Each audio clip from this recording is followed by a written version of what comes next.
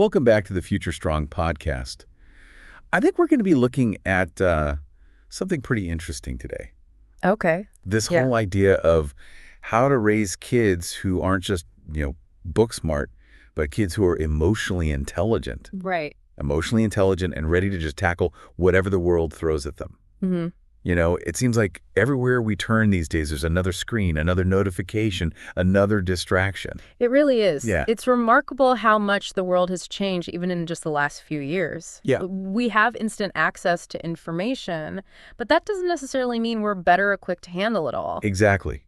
So how do we raise kids who can not only survive, but thrive in this environment? Right. How do we help them become more than just their GPA? hmm I think social emotional learning is a huge part of that. I agree. And it's something that's often overlooked, Yeah. especially in traditional education systems that tend to prioritize academics above all else. Right. So let's unpack what social emotional learning really means, because I think there are some misconceptions out there. Yeah. It's not just about being nice and sharing your toys, is it? Not at all. It's about so much more than that. It's about understanding and managing our own emotions, recognizing and empathizing with the emotions of others, and building strong, healthy relationships based on mutual respect. And it's about developing the skills to navigate complex situations, make responsible decisions, and become resilient in the face of challenges. Absolutely. Something I found interesting in the research you sent was this idea of abstraction. Can you explain that a bit more and Yeah. how it relates to all of this? Yeah, abstraction in this context refers to how we learn and build upon the knowledge of those who came before us. Okay. It's like we're inheriting a vast library Okay. of experiences, problem-solving strategies, and ways of being in the world. So we're not starting from scratch each time we encounter a new problem. Right. We're drawing on this collective wisdom that's been passed down Exactly. through generations. And that's why social connection is so vital to learning and development. It's through these interactions, through observing and imitating others, that we absorb this accumulated knowledge and develop our own understanding of the world. So if children are spending more and more time in front of screens and less time engaging in face-to-face interactions, that can have some pretty significant implications It could. for their social and emotional growth. Absolutely. It's a real concern. Yeah. And it highlights the need for us as parents, educators, and community members to be intentional about creating opportunities for children to connect with others, to learn from shared experiences, and to develop these essential social emotional skills. That's where organizations like Future Strong Academy come in, offering a different approach. Yes, tell me more about that. What makes their approach unique? Future Strong Academy advocates for a whole child approach to development, recognizing that children aren't just brains in jars. Right. They're complex beings with emotional, social, and physical needs that all contribute to their overall well-being. I love that phrase, whole child. It Yeah. really speaks to this idea of nurturing all aspects of a child's growth. Precisely. And Future Strong Academy emphasizes the importance of schools, families, and communities working together to create a supportive environment for children 24/7. So it's about creating a network of support that extends beyond the traditional classroom setting. Exactly. And it's about giving children the tools they need to manage the unique challenges of today's world, like the constant distractions of technology. That's so important because, let's be honest, it's hard even for adults to manage screen time and stay focused. How does Future Strong Academy help kids develop that self-motivation and ability to manage distractions? Well, their founder, Rachana Nadella-Somayajula, brings a fascinating background to this challenge. Okay. She was a big data scientist, so she understands the power of technology and data.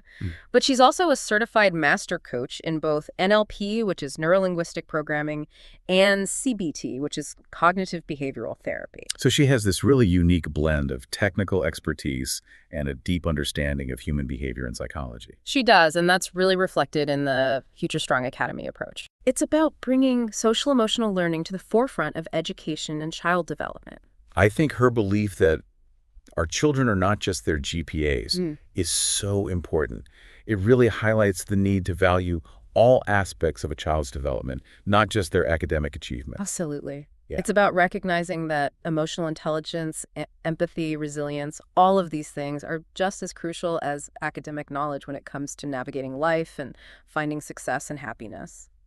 So tell me, What would you say is one of the biggest challenges kids face today when it comes to developing these skills? I'd say it's this constant barrage of information and stimulation. We're Hmm. constantly bombarded with messages, notifications, and updates, which can make it incredibly difficult to focus, reflect, and truly connect with ourselves and others. And that disconnect can make it harder to develop empathy and compassion, It can. which are essential for building strong relationships and navigating social situations effectively. Exactly. It's like we're living in this age of information overload, but Mhm. we're starving for genuine connection. So how do we help kids find that balance? Yeah. How do we teach them to unplug, to be present, to cultivate those deeper connections? Well, that's a question we'll explore further as we continue this conversation, but Okay. I think it starts with us. We as adults need to model those behaviors to demonstrate the importance of disconnecting from technology, of engaging in meaningful conversations, and of prioritizing our own emotional well-being. That's a great point. We can't expect children to develop these skills if we're not actively practicing them ourselves. Right. And we need to create spaces where children feel safe and supported to explore their emotions, to ask questions, and to learn from their mistakes. We were talking about the challenges kids face today with this constant stream of information and stimulation. Yeah. It seems like it's harder than ever to just be present and connect with the world around us. It is a real challenge, and I think it's something that we as adults struggle with as well. We're so accustomed to being plugged in, to multitasking, to having instant access to everything, that we sometimes forget how to slow down and simply be. So how do we teach kids to be more mindful, more present? What can we do in our own lives to set a good example? One thing we can do is be more intentional about our own technology use. Okay. Setting aside specific times to disconnect, to put away your phones, and engage in activities that don't involve screens. And modeling that behavior for children is so important. Right. Showing them that it's okay to unplug, to be bored sometimes, to let our minds wander. That makes a lot of sense. It's about creating those pockets of quiet time and space, both for ourselves and for the children in our lives. Exactly. And it's about being present in those moments. When we're interacting with children, really listening to them, putting aside our own distractions, and giving them our undivided attention. I think that's something we could all be better at. Sometimes it's easy to get caught up in our own thoughts and to-do lists and forget to truly tune in to what the children around us are saying and feeling. It happens to the best of us. But the more we can practice being present, the more natural it becomes. And the more children will feel seen, heard, and understood. And that sense of connection is so important for their emotional well-being. It is. It helps them feel safe, secure, and loved. And it lays the foundation for healthy relationships throughout their lives. You know, one thing that struck me in the research was this idea that social emotional learning isn't just about managing our own emotions, it's also about understanding the emotions of others. Right. How do we help kids develop empathy and compassion, especially in a world where it's so easy to become desensitized to the suffering of others? That's such an important question, and I think it starts with exposure. Exposing children to diverse perspectives, to stories and experiences that are different from their own. Okay. Reading books together, watching documentaries, having conversations about current events, all of these things can help broaden their understanding of the world and the people in it. So it's about helping them step outside of their own bubble and see the world through different lenses. Exactly. And it's about teaching them to listen with an open mind and heart, to try to understand where others are coming from, even if they don't agree with them. And to value those differences, Yeah. right? Because that's what makes the world so rich and interesting. Absolutely. And it's what allows us to learn and grow from one another. You know, I think sometimes we underestimate children's capacity for empathy and compassion. I agree. Children are naturally curious and open-minded.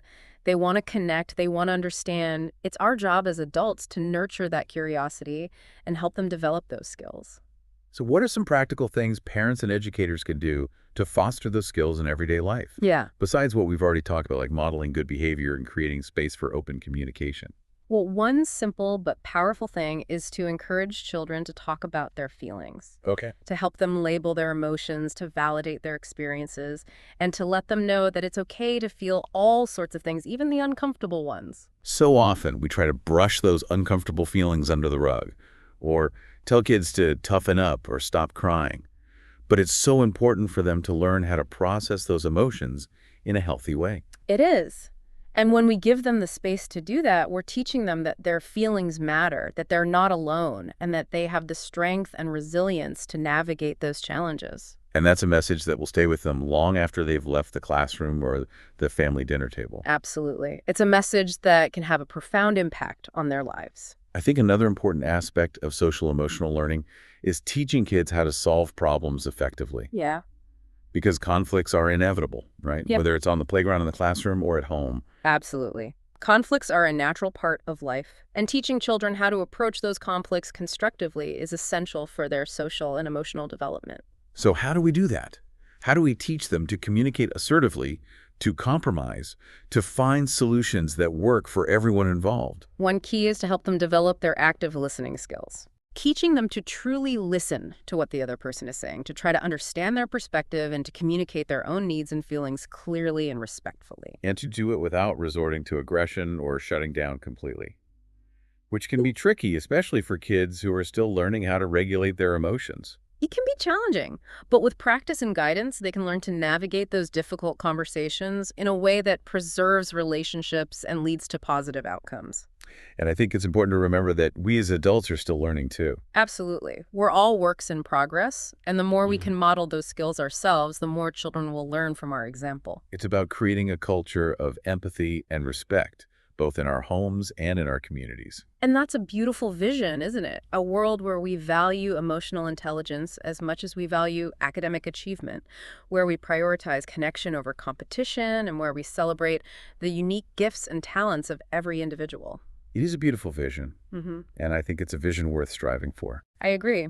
And I believe that by nurturing social emotional learning in children, we're taking a big step towards making that vision a reality. I love that.